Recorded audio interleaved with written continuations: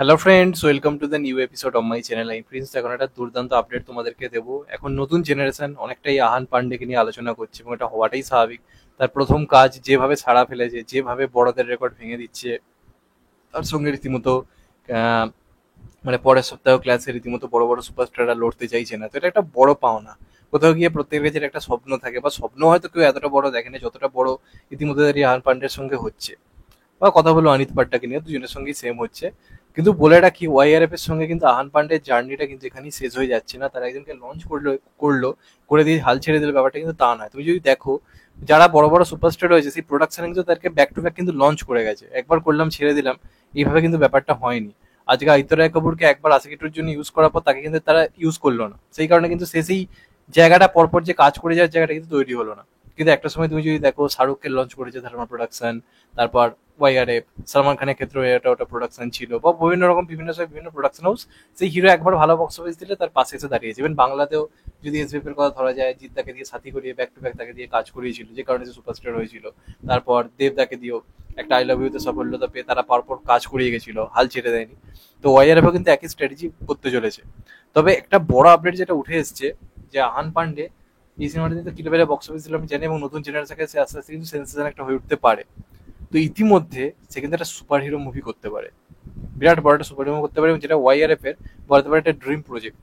YRF তো বিভিন্ন ধরনের সিনেমা এখন আনছে, তার মধ্যে সুপার হিরো কনসেপ্ট একটা ছিল। এবং সব থেকে একটা অবাক ব্যাপার, এখানে আমরা সিনেমায় যদি সবকিছু ঠিক থাকে তাহলে আহান পান্ডে ভার্সেস অজয় দেবগান হতে দেখবো। আহান পান্ডে আর সুপার ভিলেন, অজয় দেবগান, মানে আহান পান্ডে আর সুপার হিরো, অজয় দেবগান আর সুপার ভিলেন। ব্যাপারটা ভাবতে পারছো কোথায় পৌঁছতে পারে? তো বলে রাখি তোমাদেরকে ডিটেলস ব্যাপারটা। এটা ওয়াইআরএফ এর এই সাইয়ারা করার আগে একটা প্ল্যানিং ছিল, মানে অনেক আগে একটা তারা প্ল্যান করছিল যে নতুন সুপার হিরো তারা লঞ্চ করবে, এবং তখন অজয় দেবগানের সঙ্গে তাদের মিটিংও হয়। অজয় দেবগানকে এসে স্ট্রং পাওয়ারফুল সুপার ভিলেন হিসেবে তারা লঞ্চ করার কথা ভেবেছিল 2017 সালে। মানে আজ থেকে ধরো ভেবে নাও প্রায় 8 বছর আগে। এখন আহানের বয়স মোটামুটি 26-27 সম্ভবত হবে। তখন 19-20 বছর বয়স ছিল, একটা কম বয়সী সুপার হিরো তারা আনার প্ল্যানিং করছিল।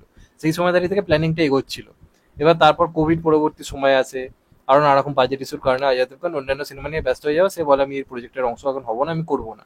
এবং আহান পান্ডেও এই প্রজেক্টটা ছেড়ে দিয়ে সে অ্যাসিস্ট্যান্ট ডিরেক্টরের কাজ ধরে, এবং বেশ কিছু সিনেমায় সে অ্যাসিস্ট্যান্ট ডিরেক্টর হিসেবে অলরেডি কাজও করেছিল।